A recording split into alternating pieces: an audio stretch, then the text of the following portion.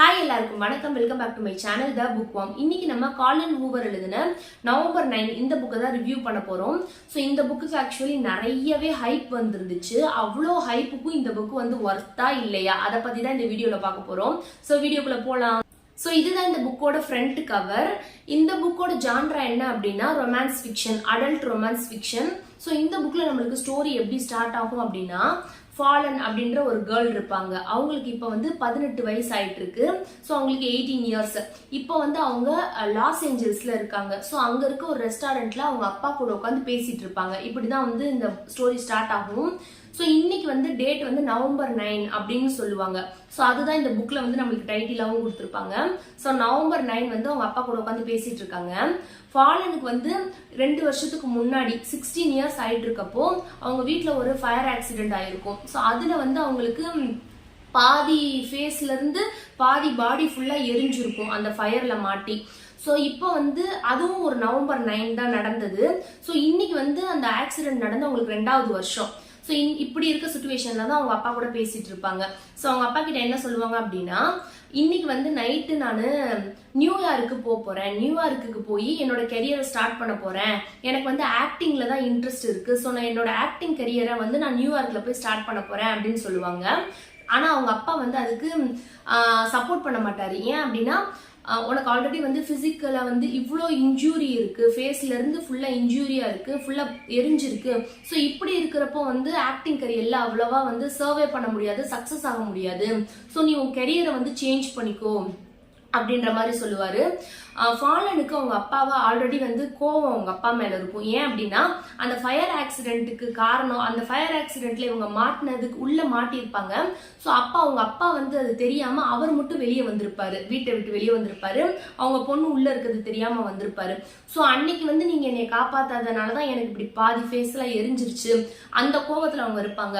Already அவங்க மேல கோவம் இருக்கனால என்னோட கெரியரை வந்து நீங்க வந்து சக்சஸ் பண்ண விட மாட்டீங்க, எனக்கு வந்து பிளாக் பண்றீங்க, என்னை வந்து டிஸ்கரேஜ் பண்றீங்க அப்படின்ற மாதிரி ஆர்கியூ பண்ணிட்டு இருப்பாங்க. ஸோ இப்படி போயிட்டு இருக்கோம், உங்களுக்கு ஆர்கியூமெண்ட் இப்படி நடந்துட்டு இருக்கும். அப்போ வந்து ஏதோ ஒரு பையன், ஸ்ட்ரேஞ்சர் ஒரு பையன் வந்து ஃபாலன் பக்கத்துல வந்து உட்காந்துட்டு அவங்களோட பாய் ஃப்ரெண்ட் மாதிரி பிஹேவ் பண்ணுவாங்க. ஃபாலனோட பாய் ஃப்ரெண்ட் மாதிரி அப்படியே பேச ஆரம்பிப்பாங்க.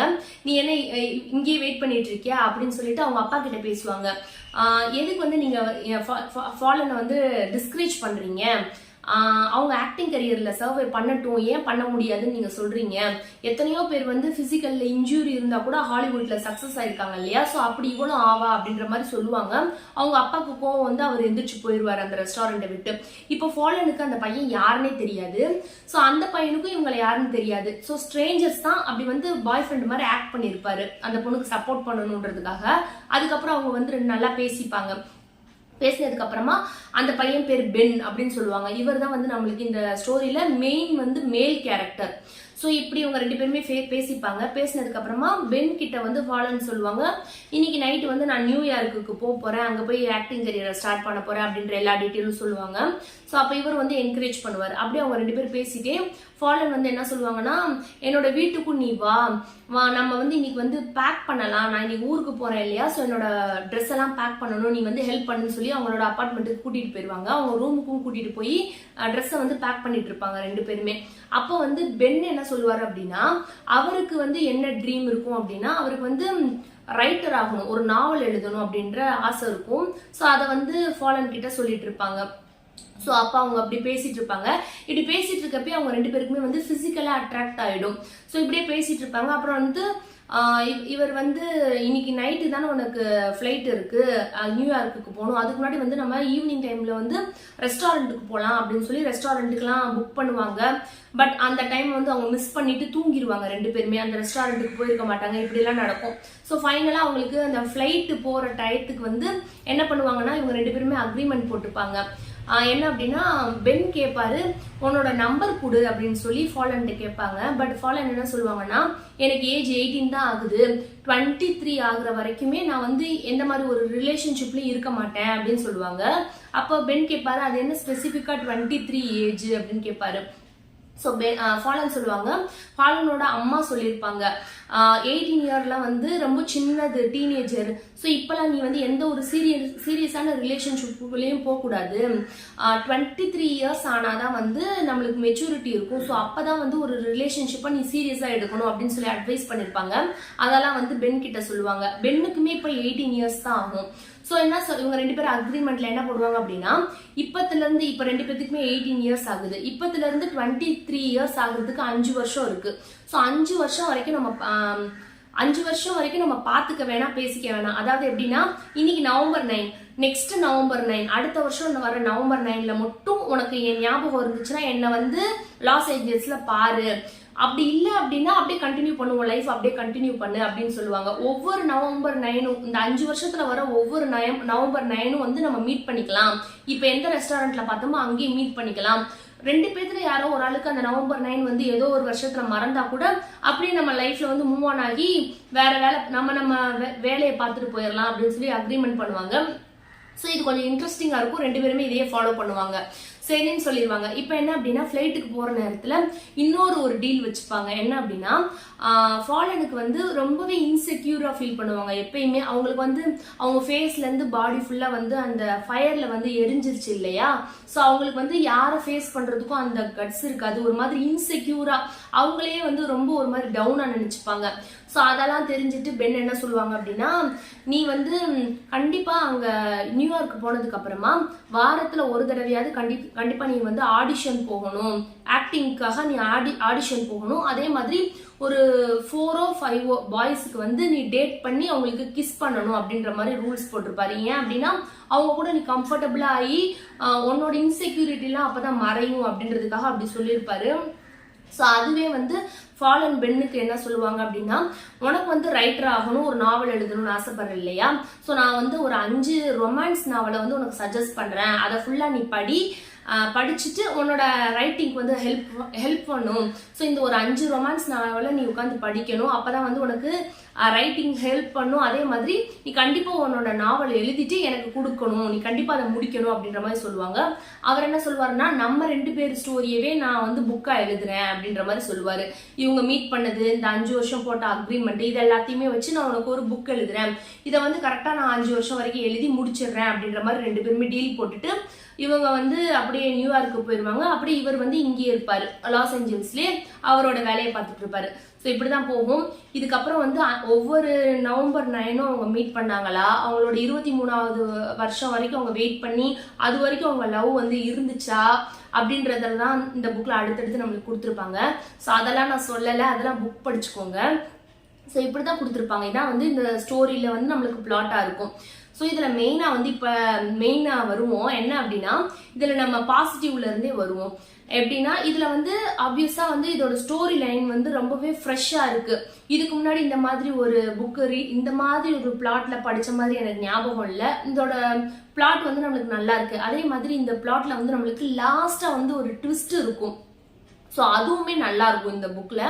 அண்ட் மெயினா வந்து சாப்டர் வைஸ் இந்த புக்கை கொடுக்காம நம்மளுக்கு எப்படி கொடுத்துருப்பாங்க அப்படின்னா, 1 நவம்பர் 9, 2 நவம்பர் 9, 3 நவம்பர் 9 அந்த மாதிரி ஒரு சாப்டரையும் அப்படி பிரிச்சிருப்பாங்க. காட்டுறேன், அந்த மாதிரி கொடுத்துருப்பாங்க. அதுல ஒவ்வொரு நவம்பர் 9லயும் வந்துட்டு பென்னும் ஒரு அவங்களோட பாயிண்ட் ஆஃப் வியூ சொல்லியிருப்பாங்க, ஃபாலனும் அவங்க பாயிண்ட் ஆஃப் வியூல சொல்லியிருப்பாங்க. அப்படி இருக்கும், 2 பேரோட POV வந்திருக்கும். ஸோ இங்க இருக்கு இல்லையா 2 நவம்பர் 9 இந்த மாதிரி தான் சாப்டரை பிரிச்சிருப்பாங்க. ஸோ இதுவுமே நல்லா இருக்கும்.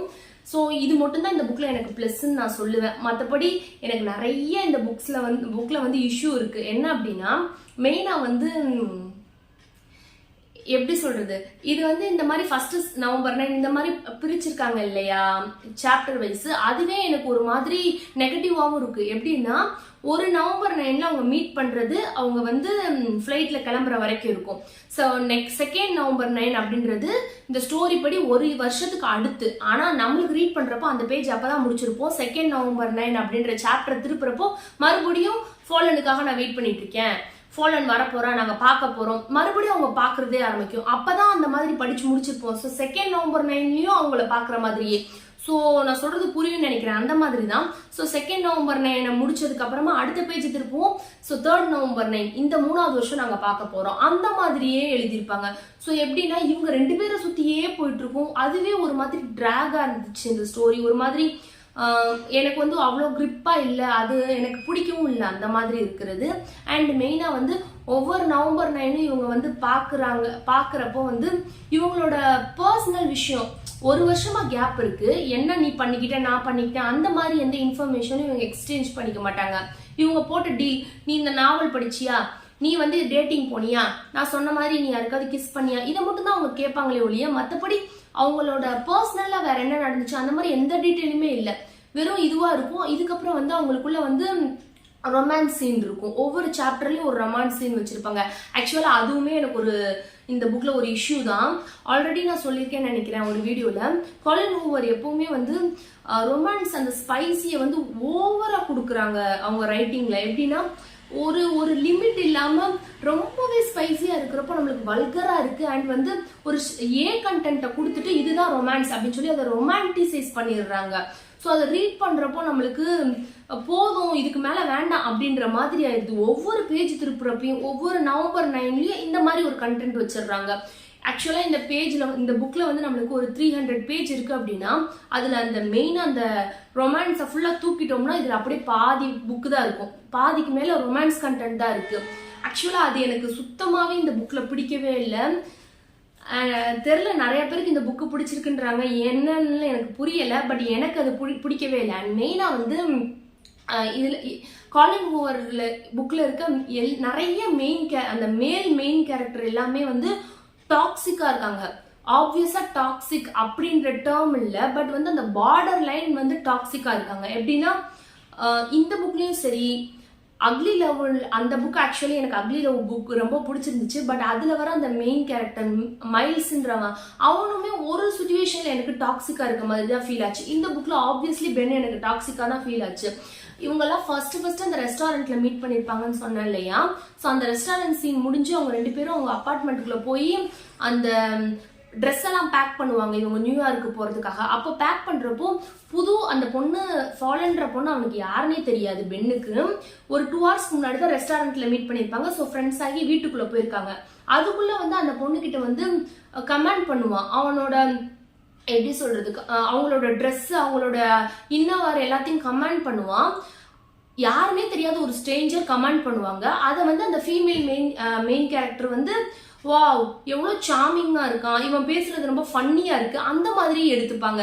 ஆக்சுவலா இதெல்லாம் ரியலிஸ்டிக்காவே இல்லை. ஒரு ரியல் லைஃப்ல எந்த ஸ்ட்ரேஞ்சர் வந்து இப்படி நம்ம கிட்ட பேசினா நம்ம வந்து அப்படியே வந்து சார்மிங்கா இருக்கு, இவன் பேசுறது ரொம்ப ஃபன்னியா இருக்குன்னு யார் எடுத்துப்பாங்கன்னு எனக்கு தெரியல. ஸோ மெயினா எனக்கு வந்து இதுல வந்து ரிலேட் பண்ணிக்க முடியல.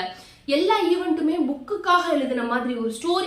ஆப்வியஸ்லி இது ஒரு ஸ்டோரி தான், பட் அதுலயே வந்து கனெக்ஷன் இல்லை, எந்த கேரக்டர் கூடயுமே கனெக்ஷன் இல்லை, ரியலிஸ்டிக்காவே இல்லை, எதுவுமே ஒரு ரியலா இல்லை, ஒரு பர்சனல் கனெக்ட் பண்ணிக்க முடியல. அந்த மாதிரிலாம் எனக்கு ஸ்ட்ரகிள் இருந்துச்சு இந்த புக்கை ரீட் பண்றப்போ. அண்ட் மெயினா வந்து இது ஸ்பாய்லர் தான், பட் வந்து ஸ்பாய்லர் வேணாம்னா இந்த பார்ட்டை ஸ்கிப் பண்ணிக்கோங்க. பட் என்ன அப்படின்னா ஒரு 4th நவம்பர் 9 நினைக்கிறேன், 3rd நவம்பர் 9ல வந்து பென்னோட எல்டர் பிரதர் வந்து இறந்துருவாங்க ஒரு ஆக்சிடென்ட்ல. ஆக்சுவலா இது ஒன்றும் பெரிய ஸ்பாய்லர் இல்லை, ஓரளவுக்கு இந்த புக்ல வந்து ஒரு ட்விஸ்டான ஏரியா தான் இப்ப நான் சொல்ல போறது. அவங்க அண்ணா வந்து ஒரு ஆக்சிடென்ட்ல இறந்துருவாங்க, கார் ஆக்சிடென்ட்ல. அப்போ அவங்களுக்கு மேரேஜ் ஆயிருக்கும். ஸோ அந்த பொண்ணு பேர் வந்து ஜார்டன் நினைக்கிறேன். ஸோ அந்த ஒரு பொண்ணு இருக்கும். அந்த பொண்ணை வந்து மேரேஜ் பண்ணியிருப்பாங்க. அந்த பொண்ணு அப்பா கன்சீவா இருக்கும். ஸோ அப்போ வந்து அவங்க ஹஸ்பண்ட் இறந்தோடனே இந்த பென் வந்து என்ன பண்ணுவாங்க அப்படின்னா இவங்க அண்ணாவோட ஒய்ஃபையே வந்து இவங்க 2 பேரும் டேட் பண்ணி இவங்க 2 பேரும் வந்து கப்பல் ஆயிடுவாங்க. ஏன் அப்படின்னா அந்த பொண்ணுக்கு பிறக்க போற பையன் வந்து தனியா இருப்பாங்க, இவங்க அண்ணா ஒய்ஃப் தனியா இருக்காங்க. ஸோ நான் வந்து சப்போர்ட்டிவா இருக்கேன்னு சொல்லி அவங்க 2 பேரும் கப்பல் ஆயிடுவாங்க. இதெல்லாம் ரீட் பண்றப்ப எனக்கு ஒரு மாதிரி டிஸ்கஸ்டிங்கா இருந்துச்சு. இதை வேற வந்து ஃபாலன் கிட்ட சொல்லுவாங்க, நம்ம இதனால வந்து இனிமே வந்து அடுத்த நவம்பர் 9 பார்க்க வேணாம், நம்ம எக்ஸ்பிரிமெண்ட் இந்த மாதிரி 5 years வரைக்கும் போட்டிருக்க இந்த அக்ரிமெண்ட் வந்து ஸ்டாப் பண்ணிடலாம், இந்த எக்ஸ்பிரிமெண்ட் நம்மளுக்கு ஒர்க் ஆகாது அப்படின்ற மாதிரி சொல்லுவாங்க. இதெல்லாம் எனக்கு டிஸ்கஸ்டிங்கா இருந்துச்சு. இந்த மாதிரி ஒரு சில இடம் இருக்கு, அதெல்லாம் ரீட் பண்றப்பவே டிஸ்கஸ்டிங்கா இருக்கும். அது எப்படி எல்லாரும் பிடிச்சு படிக்கிறாங்கன்றது எனக்கு தெரியல. இந்த மாதிரி நிறைய இந்த புக்ல நெகட்டிவ் தான் இருக்கு. பாசிட்டிவ்னா நான் சொன்ன மாதிரி இந்த புக்ல வந்து ஒரு பிளாட் ட்விஸ்ட் வரும் லாஸ்ட், அது நல்லா இருந்துச்சு. அண்ட் வந்து 5 இயர்ஸ் போட்டிருந்த அக்ரிமெண்ட் இதெல்லாம் ஓகே. ஓவர் ஸ்பைசி, ஒரு சில இடத்துல அந்த ரிலேஷன்ஷிப்ல வந்து டிஸ்கஸ்டிங்கா இருக்கிறது, இதெல்லாம் எனக்கு சுத்தமாவே பிடிக்கல. ஸோ ஓவராலா வந்து இந்த புக்கை வந்து ஒரு மாதிரி ஓகே ரீடு தான். நல்ல புக்குன்னு கூட நான் சொல்ல மாட்டேன் என்னோட பாயிண்ட் ஆஃப் வியூல. அந்த ஹைப்புக்குலாம் இது ஒர்த்தான புக்கும் இல்லை என்னை பொறுத்த வரைக்கும். இன்ஃபேக்ட் உங்களுக்கு பிடிச்சிருந்துச்சு அப்படின்னா வந்துட்டு இட்ஸ் ஓகே, எனக்கு ஒரு பிரச்சனையும் இல்லை. எனக்கு என்னோட ஒப்பீனியன் வந்து இந்த புக் எனக்கு அவ்வளவா பிடிக்கல. இந்த ஆத்தர் எழுதுன வேற புக் கூட எனக்கு ரொம்ப பிடிச்சிருந்துச்சு. நான் சொன்ன மாதிரி அக்லி லவ் எனக்கு பிடிச்சிருந்துச்சு. அண்ட் ரொம்ப பிடிச்சிருந்தது வந்து இட் எண்ட்ஸ் வித் அஸ். அந்த புக்ல எனக்கு ரொம்பவே பிடிச்சிருந்துச்சு. எனக்கு அந்த புக்ல வந்து எந்த பிரச்சனையும் இல்லை. இந்த ஒரு புக்கு தான் இந்த ஆத்தர் எழுதுனதுல எனக்கு சுத்தமாவே பிடிக்கல. ஒரு ஓகே ரீடு தான். அந்த மாதிரி அந்த பிளாட் ட்விஸ்ட் இதுக்கெல்லாம் வச்சு ஒரு 3 ஸ்டார் கொடுக்கலாம். அவங்க எல்லாரும் சொல்ற அளவுக்கு வந்து இது ஹைப் அவ்வளோ 5 ஸ்டார் ரீடு அந்த மாதிரிலாம் இந்த புக்கு எனக்கு தோணலை. ஸோ அவ்வளோதான் கைஸ், என்னோட ரிவ்யூ வந்து இந்த புக்கில் அவ்வளோதான். உங்களுக்கு இந்த புக் பிடிச்சிருந்துச்சா இல்லையா அப்படின்றத வந்து நீங்கள் கமெண்ட் செக்ஷனில் சொல்லுங்கள். அண்ட் அவ்வளோதான். இந்த வீடியோ பிடிச்சிருந்துச்சு அப்படின்னா லைக் பண்ணுங்கள், கமெண்ட் பண்ணுங்கள். அண்ட் முக்கியமாக இந்த சேனலுக்கு சப்ஸ்கிரைப் பண்ணிக்கோங்க. நெக்ஸ்ட் வீடியோவில் பார்க்கலாம். பாய்.